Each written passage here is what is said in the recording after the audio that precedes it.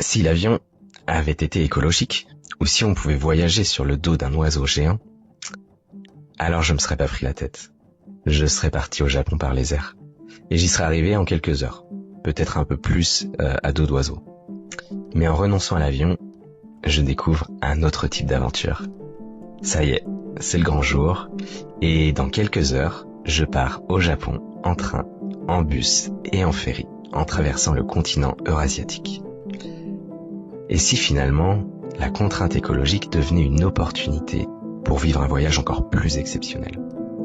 Grâce à elle, je vais découvrir 4 pays au lieu d'un seul. Et je vais transformer mon voyage en une aventure. Je vais traverser l'Allemagne, la Pologne, puis me poser quelques jours en Lituanie. Ensuite, direction la Russie pour le transsibérien de Moscou à Vladivostok. Et de là, je prendrai un ferry pour la Corée du Sud. Ça représente à peu près 2 à 3 semaines de voyage jusqu'en Corée du Sud. Je découvrirai ensuite ce pays quelques jours ou quelques semaines. Puis, je reprendrai un ferry pour le Japon. Bon. Ça, c'est le plan initial. On voyage, mais en voyage, les plans, ils peuvent changer. Selon les envies, selon les opportunités, selon les galères. Donc on verra ça. Pour l'instant, c'est juste une idée sur un bout de papier. Et c'est l'inconnu total. Et c'est ça qui est bon. C'est ça qui est bon.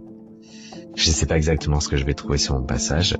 Je stresse à fond. J'ai pas dormi de la nuit. J'avoue que j'ai la boule au ventre, là, à quelques minutes du départ. Et en même temps, je suis hyper excité. Mais j'ai plus peur que je suis excité.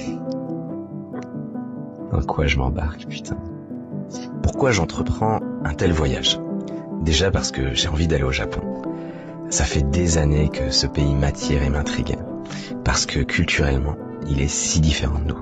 Parce qu'il est unique. Et aussi parce que, alors c'est peut-être une impression, mais les gens, selon moi, sont un peu barrés là-bas, sont un peu décalés.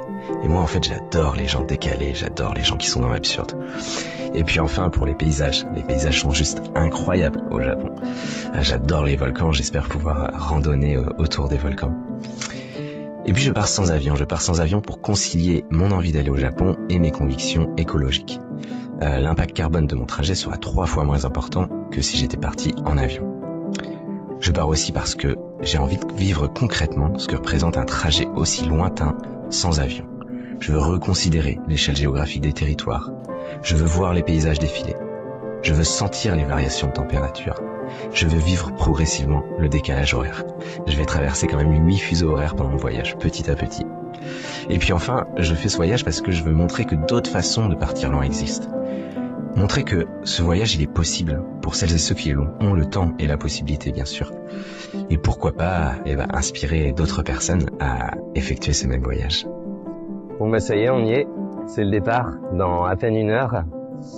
Demain soir, je serai à Vilnius. Donc prochaine vidéo, je vous raconte ce petit périple jusqu'en Lituanie.